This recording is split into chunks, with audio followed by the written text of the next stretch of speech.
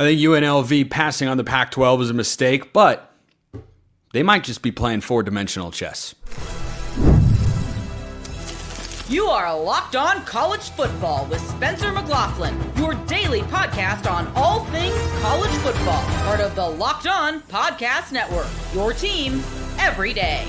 Welcome, everybody, to another episode of Locked On College Football. I'm your host, Spencer McLaughlin. Thank you so much for making this your first listen or your first view every day, part of the Locked On Podcast Network, your team every day, and your daily source to stay up to date with the biggest stories in this, the greatest and craziest sport on planet Earth. An update on a blue chip quarterback in the class of 2026. Cal is maybe a precedent for the rest of the country. I don't know. We'll just have to wait and see. That's all in today's show, which is brought to you by our friends over at Monarch Money. Take control of your finances with Monarch Money. Use code LOCKEDONCollege at monarchmoney.com for 50% off your first order. Those on YouTube can see I'm not alone today. Jason Kelly of the Let's Run podcast covering UNLV is joining me here to discuss the Rebels' lack of move, I should say, to the Pac-12, passing on that. What was your reaction to that as a UNLV guy, Jason? Yeah, so I would say that I was probably the most critical person on planet Earth about the decision not to join the Pac-12.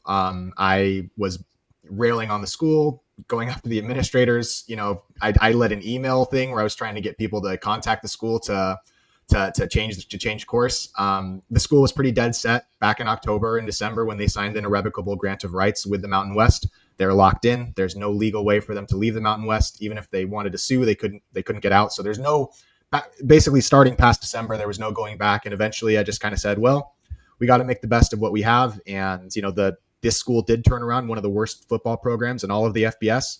And so maybe we should give them a chance to at least see their vision out. Well, I think Barry Odom certainly did that. There is a university component. I know as well as anybody, somebody who works in college sports, that it starts with the head coach, and you have to have the head coach.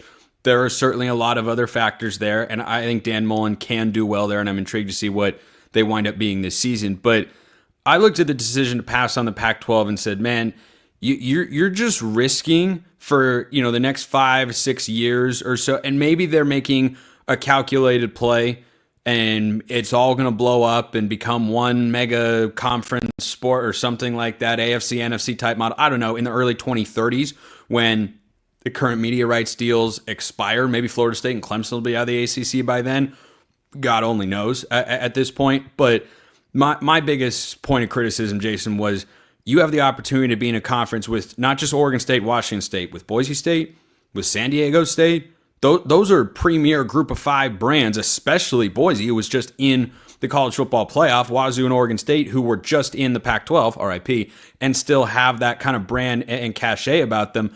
And, you know, does the new look Mountain West have some fun teams in it? Sure. But you're now choosing to be in a conference that has Hawaii and Nevada and New Mexico and others instead, and that's not as strong of a conference. I just think from a university and football branding standpoint, you risk fading out of the minds of everybody and not being able to sneak in the top 25 and all the things that come with that from time to time because you're not playing games that people really care about as often. Well, I guess I would say that there is, and look, I agree with you. Like I'm trying to justify a decision made by people that, you know, have the power to make those decisions. And so, you know, ultimately as a fan, you just kind of have to live with the decisions that your schools make because you don't get to make them. They do. Not that you can't be upset about them, not that you can't, you know, throw a mess up in the air, but essentially, like, I think there's a fundamental misunderstanding with Mountain West schools, about what value they provide to media companies, about what value it's the time slot. The biggest single asset that Mountain West schools and the new Pac-12 schools, and this asset remains for both conferences, although the Pac has way better brands than the Mountain West, is the time slot. And so, you know, UNLV in this new Mountain West, essentially what they're betting on is, one, they're going to get anywhere from like a $14 to $25 million payout. It all depends on the mediation, but that's a big influx of cash for a school that is in debt right now. And I actually think that's a good thing. San Diego State recently had a year where they were $35 million in a deficit because they were paying for Snapdragon Stadium. When you invest heavily, you're going to have growing pains. And sometimes throwing even more expenses on top of that can really cripple you financially. So that's one of the reasons why. And the other reason why is that when you're looking at your conference as a group of 5 school, you have to look at 2 things. One, money. What can this conference give you monetarily? UNLV believes that the money advantages in both the media deal and the payouts from the mediation are going to give them an advantage over even the Pac-12 schools, to be honest with you. And two, how good is the conference set up for you to go 11-1 or 12-0? If you're a G5 school that goes 11-1 or 12-0, there is one, or I guess there's two actually, two since 2014 that have not been in the New Year's Six, regardless of conference. That includes Conference USA, that includes the AAC, that includes the Sun Belt. If you can go 11-1 and 12 or 12-0, then you are set up for access to a New Year's Six. Well, but that's only if I think in the new Mountain West, which I hope we can agree is significantly weaker than what the Mountain West will be this year. Like, it's a lot closer to Conference USA than it is to what the Mountain West used to be. I think it's maybe on. I don't think it's even quite on the Sun Belt's footing, quite frankly. But it's a little below the Sun Belt, I think, right now. But it has potential to be at least at the Sun Belt's footing.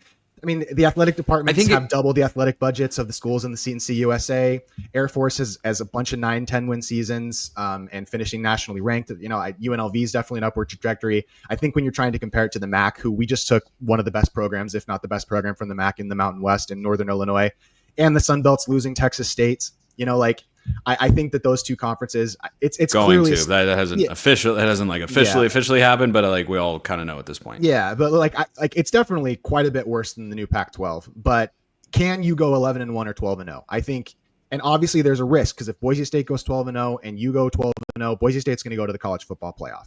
If Memphis goes 12-0 and you go 12-0, that's a risk. But there's also risks going to the new Pac-12. You have a new Pac-12 that was trying clearly and promising its schools more than they're going to end up getting in the media distribution, that was talking about getting Memphis, that was talking about destroying the AAC, that didn't pull those things off. I think that there's a clear lack of leadership and competency at the top of the Pac-12. They oversaw, I know that Kliakov is gone from the old Pac-12, but they oversaw the destruction of a historic conference. And so I also kind of get, and they're depending on court and litigation, for a lot of their viability as a conference. I just think that there's also legitimate doubt about the competency of the leadership in the new Pac-12. So I hear where you're coming from with that. My counterpoint is that even if you're in a conference where it's more likely you can win a bunch of games, if Dan Mullen just keeps things chugging along as Barry Odom did the last few years and has the same caliber of team year in and year out, when you just had back-to-back 10-win seasons in the current Mountain West, yeah, you can go 11-1, 12-0 in those schedules. But if you don't have any quality wins in there, I don't think you're going to get the group of five more than maybe once in every 5 years, because you've got Oregon State that is building up and starting to invest more in football. Washington State has shown they can get to Washington State was close to making the 14 playoff one year under the late Mike Leach. We know they can get to that sort of level. We've seen what Boise State can do. You've got James Madison. We haven't even mentioned the schools in the American Conference. I just think the Mountain West offers such little flexibility and opportunity for UNLV to be in that playoff discussion where they were one game away. Literally, they win that Mountain West championship game, they're in the playoff, and Boise State is not, because you're going to reward the conference championship over the regular season matchup. Of course, that's how the rules would have dictated it.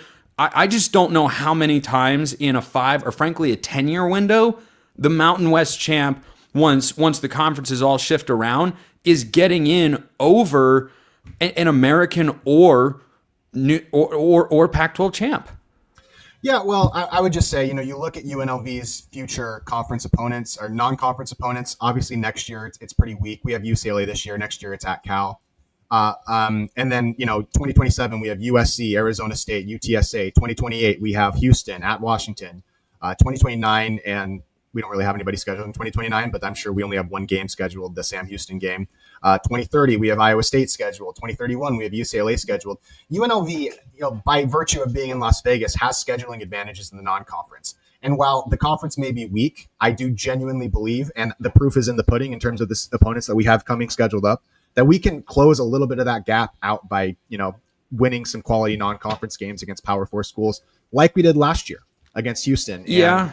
And the I think even that was ballooned or aided by playing a Mountain West Conference schedule that is probably, in its current iteration, the best group of 5 conference in the country. It's either the Mountain West or the American. Now it's absolutely going to be the Pac-12. I think in a 5-year snapshot, if you look at which group of 5 teams are going to make the playoff, I think the Pac-12 champion in all likelihood is probably getting in 3 times. It's at least 2, if not 3, and I think it could be 4, quite frankly, in the new world. And that's even with plenty of American schools that can push for it too. It depends, because are they going to be 2 losses or less as the champion of the Pac-12? Is a conference that's pretty generally deep. Yeah, I mean, there aren't that many 3-loss teams that make conference championship games. It happens. It happens. Yeah, there are no 2-loss teams that have made the college football playoff as a group of 5 school. As a group of 5 school, and if you're 11-1 or 12-0, you're in, essentially, no matter. But what that was before. But that was before the auto bid. Yes. Last year had the auto bid, but now in the 12 team, when you have a designated spot for the group of 5, 2-loss group of 5 teams will get into the playoff because they'll be the highest ranked group of 5 team, and they have to get one in. Yes, absolutely. But will a 2-loss Boise State team be ahead of a 12-0 UNLV team with a Power 4 win? Or 2. I mean, if that Power 4 win is against a UCLA program or a Cal program that's fighting to be in the middle of their conference, they might be, though. It's not doing nothing for you. It's important to have those games, of course, but I don't know that it's doing. I don't know that it's doing enough. As a group of 5 school, you're better off scheduling mid-tier Power 5 schools, mid-tier and low-tier Power 5 schools. Those wins are easier to come by, and by virtue of being Power 5 schools, they generally help you a little bit more than getting crushed by Alabama or Tennessee. And I think that UNLV's got a pretty good approach in that sense. But listen, there are risks. Of course, there are risks, and the Pac-12 had risks of litigation. The Pac-12, all of a sudden, all these schools in the Pac-12 are going to have to start, just like everybody else, have to start paying schools under the House settlement. None of these schools are in financially great positions. Go look at Fresno's finances. Go look at Washington State's finances. And so, I totally get that UNLV is taking a risk by being, in a weaker conference and by being locked out by teams from better conferences.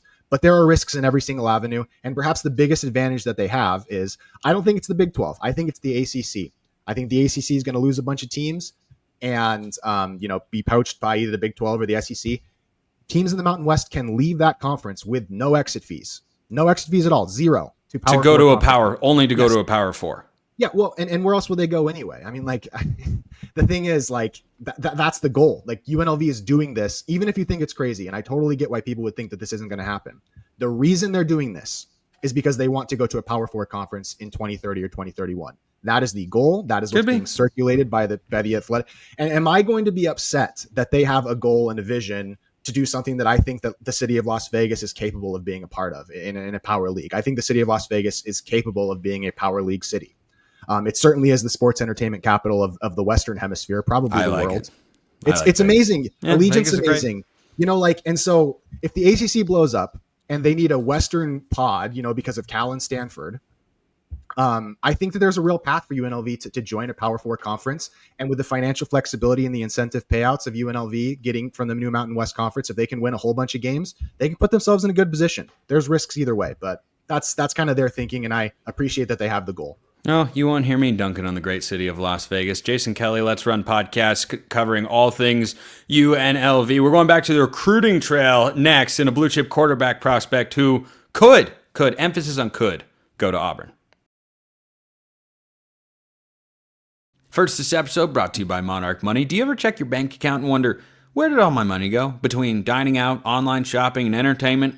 It's easy to lose track. That's where Monarch Money comes in. Your personal CFO giving you full visibility and control over your finances. Monarch Money isn't just a budgeting app. It's a complete financial command center. You can track all your accounts, investments, and spending in one place. So you stop just managing your money and you start actually building wealth. All-in-one convenience is what they are all about. Instead of juggling multiple apps, you can use Monarch to check your finances, track spending, and even plan long-term goals. So that's why you got to go check them out. Take control of your finances with Monarch Money. Use code LOCKEDONCollege at monarchmoney.com for 50% off your first year. That's monarchmoney.com, code LOCKEDONCollege for half off your first year. Check them out at monarchmoney.com. The latest on one of the premier signal callers in 2026 was Zac Blackerby of Locked On Auburn. Why? Because Auburn is in the mix. How about that, Zach? I want to start with Landon Duckworth on this question. How badly does Hugh Freeze need this commitment? That's so interesting because I think it's a lot, but I don't think it's because he's a talented quarterback. I think it's because of what comes with it. A narrative has grown that Auburn is lacking when it comes to recruiting for these top guys. They're getting second, Spencer, for so many of these dudes. And that doesn't really help you. It helps you more now in the transfer portal era than it used to, but that's not what Hugh Freeze is banking on. So, they got Deuce Knight. I don't think it's, the biggest deal in the world if Auburn doesn't get, a top quarterback in this class, but they missed out on a few other guys, and now it seems like this is their clear priority.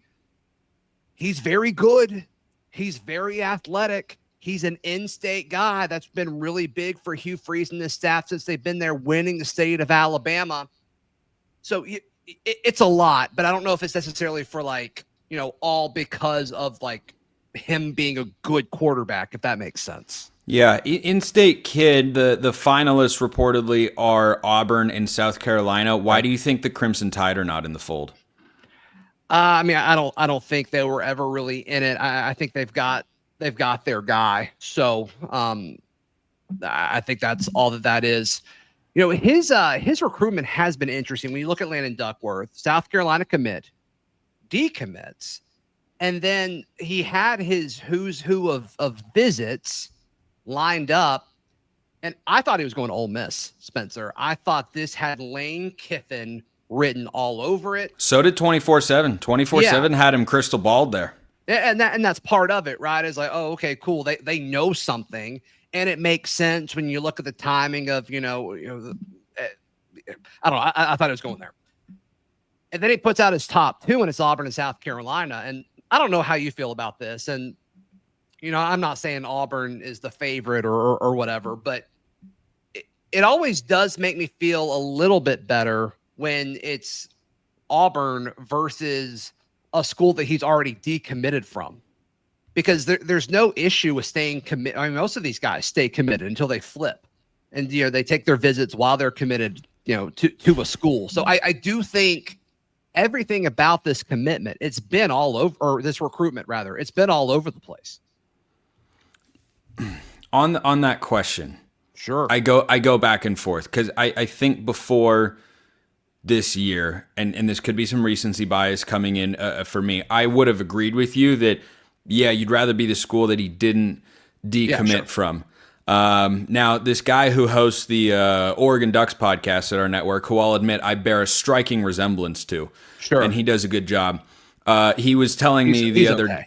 Yeah, and you know what? Okay is fine. There's nothing. Being okay, average means you're better than most. It is probably the number one Oregon Ducks podcast. It could be. I feel pretty confident saying that. It very well could be. I'd have to do a deep dive, but I think you might be right. Sure. But he was pointing out to me the other day that Jared Curtis, the number one quarterback in the class of 26, was once committed to Georgia, decommitted. Oregon got into the fold, went through the entire process, was kind of, not entirely, but was pretty all in with getting him. And then he ended up going back to Georgia. And another Oregon example, Richard Wesley's a 5-star edge who famously committed to Oregon by jumping into a pool with Dan Lanning. And then... It was like a week. A week went 17 days. 17 days to be exact from that video. He had reopened his recruitment, but it wasn't a decommitment. But he has long stated that Richard Wesley is likely to wind up going back to Oregon. So I think it can go in either direction. It is where I land, and it depends on the kid. I don't have any data in my head to support the idea that, well, when a kid decommits, he's X percentage less likely to go back if that school winds up in, the final 2 or 3. I think it's more, some kids take their commitments more seriously than others. Some of them are, I want to commit, I'm doing a whole ceremony, I'm doing this and whatnot. And some guys are, I'm verbally committed here. I'm not committed there anymore, but that's just because I want to look at other schools and, go through the official visit process and not feel like, there's a cloud hanging over my Texas A&M visit because I'm committed to, Oregon or Ohio State or anything like that. So I think with Duckworth, I don't view South Carolina any differently than, anybody else would with regards to the decommitment factor. Yeah. And I think South Carolina, maybe it's 55% to 45%. I do think South Carolina has a slight edge.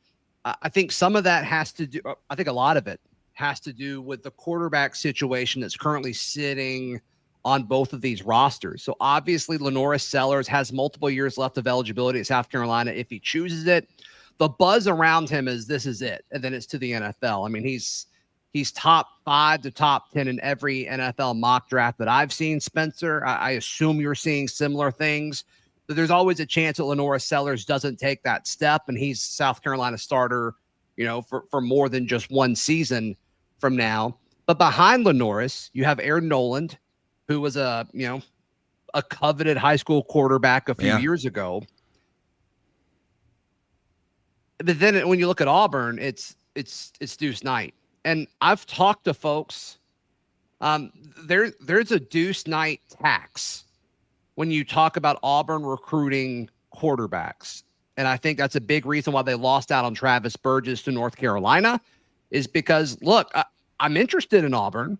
I like Auburn. I like these coaching staffs. I believe in what they're building at Auburn. But I'm not crazy. Deuce Knight is there.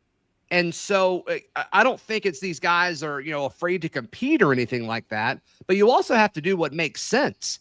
And if you're these schools, you've got to ask yourself what the opportunity cost is of, okay, I got to pay potentially 7 figures to have you sit on the bench. Like, does that help?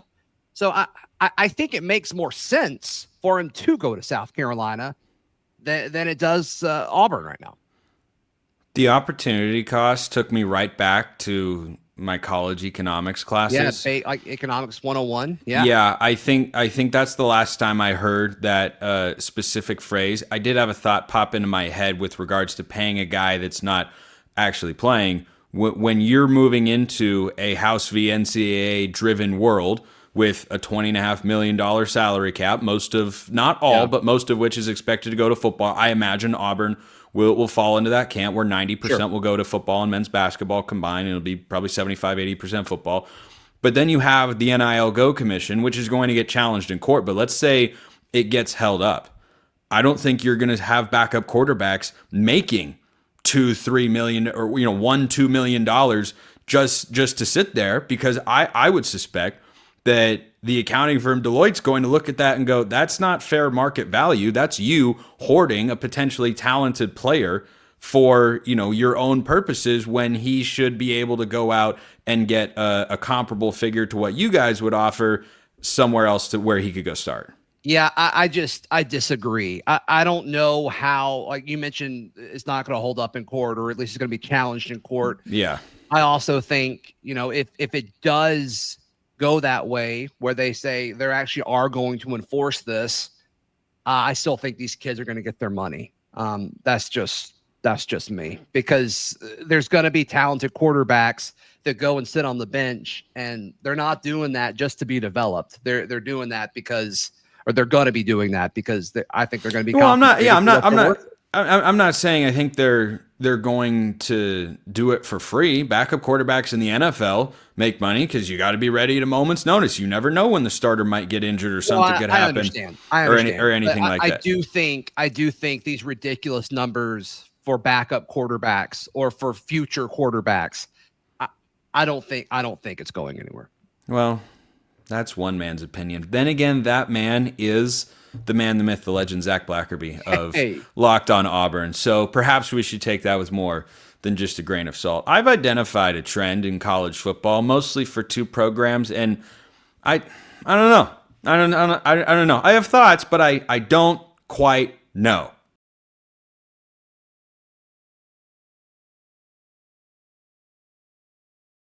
The saga continues in Berkeley. The athletic director is gone. So Ron Rivera is essentially in charge of the Cal football program now. Perhaps it's a coincidence that the 2 most high-profile, impactful general managers in college football, this is a new role in the sport, are both in the Bay Area and both in the former Pac-12, RIP, were in the Pac-12, I should say, and are now, of course, in the ACC because nothing makes any sort of sense. But Justin Wilcox reportedly is going to report directly to Ron Rivera. The athletic director isn't there anymore. Now, I have heard for quite a while that there was kind of a movement to figure out what the power struggle was going to be and how it would shake out. And people didn't really want the athletic director there anymore necessarily. And bringing in Rivera was more about that than Wilcox. I'm just telling you, this is weird. This is weird. I don't know that it's not going to work out. I don't think Justin Wilcox is an incapable coach.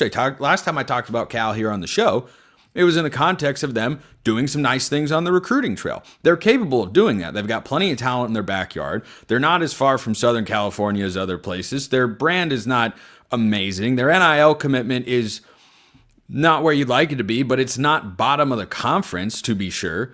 So it's not as if there isn't real potential, and Ron Rivera obviously sees that. But he and Andrew Luck, who's doing the same thing over at Stanford, I don't know if Ron Rivera is at practice. He could be. Maybe this is all one giant ploy by Ron Rivera to become Cal's head coach. Maybe. I doubt it. I really do. However, it's not. If Justin Wilcox, let's say Cal were to start like 2-4 or something, or 2-5, and they decide, yeah, this is, or they go 3-6 and they're not going to make a bowl game or something like that. I guess at 3-6 they technically could. That would be like the most Cal thing ever. Go 3-6, win 3 straight games, and then make a bowl game. That'd be very on brand. But I don't know where this goes because there is no precedent for any of this. You've always had administrators or athletic directors who have had an influence on college football head coaches and college football programs writ large. That part isn't necessarily new, but those people being an actual general manager, I'm sure you've heard many times over the years, well, the boosters have control and they want say over this. And yeah, that's true. General managers now actually have say. Remember, in the NFL, where Ron Rivera comes from, general managers fire head coaches when they aren't pleased with the performance there. The athletic director has now been removed, resigned. I don't know exactly. There are a million things that can go on with the details behind the scenes of something like this. Bottom line is, since Ron Rivera has entered in, the athletic director has gone out. That reads to me as not a coincidence whatsoever. So if Wilcox were to be fired at any time, Rivera would probably step in, be the interim head coach, and then look to see who the long-term head coach is going to be. But this whole dynamic of having someone hanging over your program feels a little bit like a backseat driver to me when I first think about it. That's my initial reaction. Is anytime I see, this GM's over here, Andrew Luck came in and got rid of Troy Taylor immediately. Said, nope, there's an off-the-field incident, couple of losing seasons, this isn't where we want to be, and Frank Reich is the interim, and I don't know that that's a long-term solution. I hope, for Stanford's sake, that that's not the long-term solution, but they're using the transfer portal now over there in Palo Alto. That's a notable development. And Cal, on the other side, is trying to figure out how they can take the next step. They think Ron Rivera is the guy to do it. Okay, we'll see. We'll see. That's the honest. I'm not, strongly in one camp or the other that it can't work or that it can't work. I just wonder how you approach this if you were a head coach. Wilcox hasn't been a head coach in the NFL. In fact, most college coaches haven't even coached in the NFL. Most have bounced around and been a position coach here, a GA there, position coach here, co-coordinator, coordinator, head coach, and all that sort of trajectory. And Wilcox was, of course, up at Washington before taking the Cal head coaching job as their defensive coordinator. And this also comes on the heels, by the way, if you missed a previous show where I discussed this, anonymous coaches in the ACC, or coaches anonymously took shots at the Cal program and at Wilcox, where they said, yeah, don't know if he's the guy. Or one of them said, well, I don't know that he should even be there. He should just leave. It's not a good situation. That was at least being a lot kinder to the Bears head coach. But my first reaction to seeing these general managers start to encroach upon the territory of college football head coaches is feels like a backseat driver. You're just always looking over your shoulder. You're always here. Hey, speed limit's 55. You're going 63 up there. Like, nobody ever likes hearing that. Hey, where was the blinker for the right-hand turn? I know there's nobody for 5 miles, but hey, I didn't like it on the one hand. On the other hand, this might be something a handful of college coaches, not all of them, are just going to have to adapt to.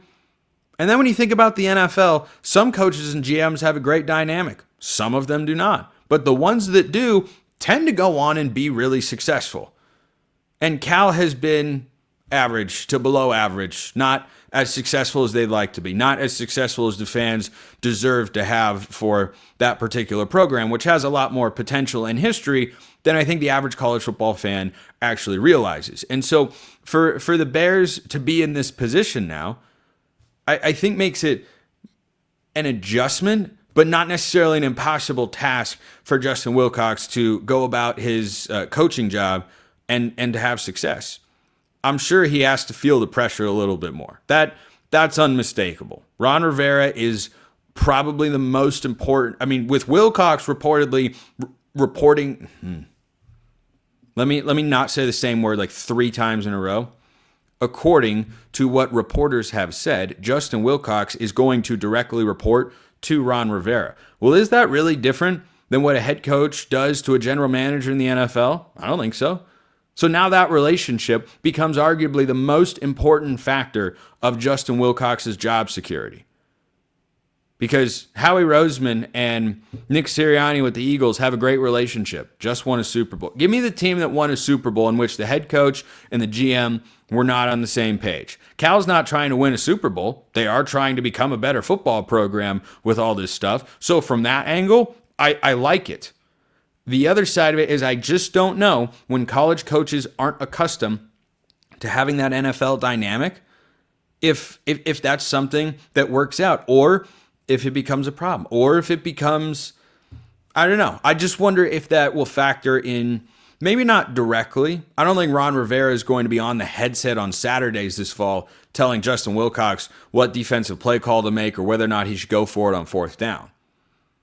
I can't imagine it'll never enter into Wilcox's mind when he's about to make a big decision in game that, hey, I'm going to have to answer to that. Whatever I say, I've always had to answer to the press and do press conferences just like everybody else and answer to media and fans and whatnot. And yeah, I talk to my athletic director at the end of every year. This is different. This is very, very different. Not every program is, I think, willing or positioned to take on a GM as powerful as these schools have done, but they're not going to be the only ones. They're not going to be the last ones. I don't know how that trend ends in college football. I don't know how successful it'll be in a couple of different areas, but these schools are really interesting case studies because with the GMs so heavily in charge, if they win, you have to give a lot of credit to the GMs. Who else are you going to give it to? Because if that's the only thing that changes and all of a sudden it starts trending up, you might see this sort of thing take off. And this dynamic is different than, say, Chad Bowden down at USC with Lincoln Riley. I don't think Lincoln Riley's directly reporting to Chad Bowden. They just clearly have a good relationship and they've got the top-ranked recruiting class. So food for thought on this Wednesday afternoon. Appreciate everyone listening. I'll see you next time. Until then, hope you all have a wonderful rest of your day.